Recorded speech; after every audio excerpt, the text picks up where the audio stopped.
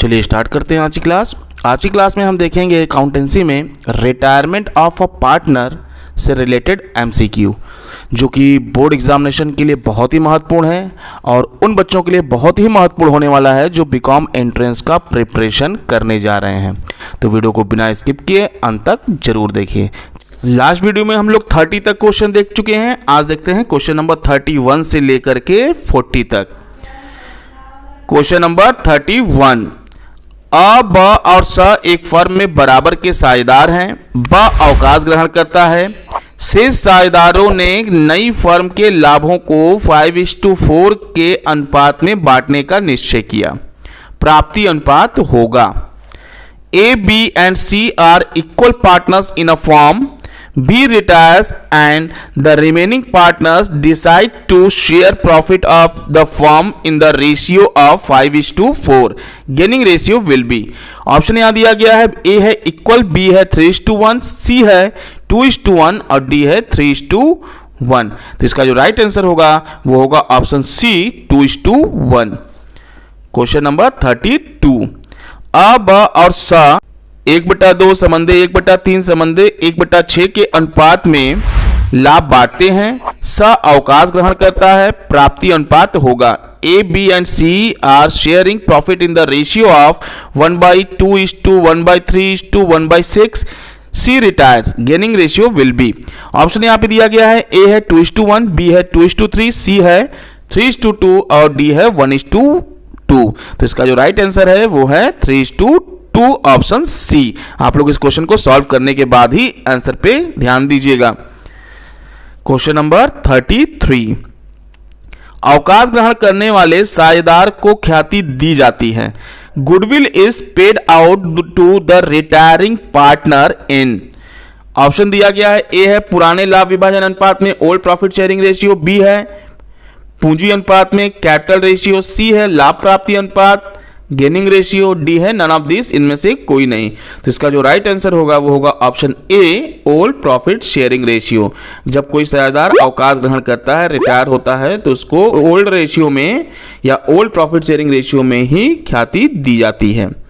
Question number 34, यदि चिट्ठा में ख्याति विद्यमान हो तो इसे क्रेडिट किया जाएगा। If goodwill is appearing in the balance sheet it will be debited to, option available है यहाँ पे। ए है गेनिंग पार्टनर, बी है रिटायरिंग पार्टनर, सी है ऑल पार्टनर, डी है रिमेनिंग पार्टनर। तो इसका जो राइट आंसर होगा वो होगा ऑप्शन सी ऑल पार्टनर, सभी साझेदारों को। क्वेश्चन नंबर 35, यदि अवकाश ग्रहण करने वाले साझेदार को अवकाश ग्रहण करने पर तुरंत पूर्ण भुगतान नहीं किया जाता है तो उसके बाकी को हस्तांतरित किया जाता है। If the retiring partner is not paid full amount due to him on retirement his balance is transfer to his, option है उसके ऋण खाते में लोन अकाउंट, बी है उसके पूंजी खाते में कैपिटल अकाउंट, सी है उसके बैंक खाते में बैंक अकाउंट और डी है उच्चंत खाते में suspense account.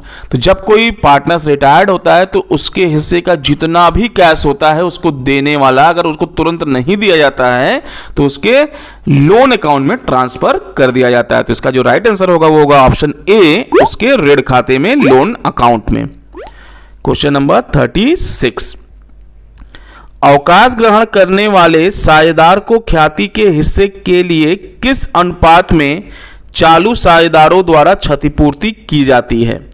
In which ratio retiring partners is compensation by the continuing partner for his share of goodwill, option दिया गया यहाँ पे। ए है लाभ प्राप्ति अनुपात में गेनिंग रेशियो, बी है त्याग अनुपात में सेक्रीफाइसिंग रेशियो, सी है नए अनुपात में न्यू रेशियो और डी है पुराने अनुपात में ओल्ड रेशियो। तो इसका जो राइट आंसर होगा वो होगा ऑप्शन ए लाभ प्राप्ति अनुपात में गेनिंग रेशियो। क्वेश्चन नंबर 37, अवकाश ग्रहण करने वाले साझेदार को देय राशि चिट्ठा में दिखाई जाती है, उसके amount due to retiring partner is shown in the balance sheet as his, option है liability, A B asset, C capital, D loan. तो इसका जो राइट आंसर होगा वो होगा डी, ऋण के रूप में लोन। क्वेश्चन नंबर 38, अवकाश ग्रहण करने वाले साझेदार की ख्याति के हिस्से को शेष साझेदारों में डेबिट किया जाता है। Share of goodwill of the retiring partner in debited to remaining partner in their, option दिया गया है ए पुराने अनुपात में ओल्ड रेशियो, बी है नए अनुपात में न्यू रेशियो, सी है प्राप्ति अनुपात में गेनिंग रेशियो और डी है त्याग अनुपात में सेक्रीफाइसिंग रेशियो। तो इसका जो राइट आंसर होगा वो होगा ऑप्शन सी, प्राप्ति अनुपात में गेनिंग रेशियो। क्वेश्चन नंबर 39, अवकाश ग्रहण करने वाले साझेदार का दावा निम्नलिखित प्रारूप में देय होता है। Claim of retiring partner is payable in the following forms. Option है फुली इन कैश, बी है fully transfer to loan account, C है partly in cash partly as transfer to loan account, D है any of the above, उपरोक्त में से कोई भी। तो इसका जो राइट आंसर होगा वो होगा option D, any of the above, उपरोक्त में से कोई भी। मतलब जब कोई साझेदार या पार्टनर रिटायर्ड होता है तो वहां पे या तो उसको पूरा पैसा दे दिया जाता है या कुछ दिया जाता है, कुछ उसके लोन अकाउंट में ट्रांसफर किया जाता है या पूरा लोन अकाउंट में ट्रांसफर कर दिया जाता है। तो इसका जो राइट आंसर है वो ऑप्शन डी, मतलब उपरोक्त में से कोई भी। क्वेश्चन नंबर 40, सभी साझेदारों के संयुक्त जीवन पर ली गई बीमा पॉलिसी है।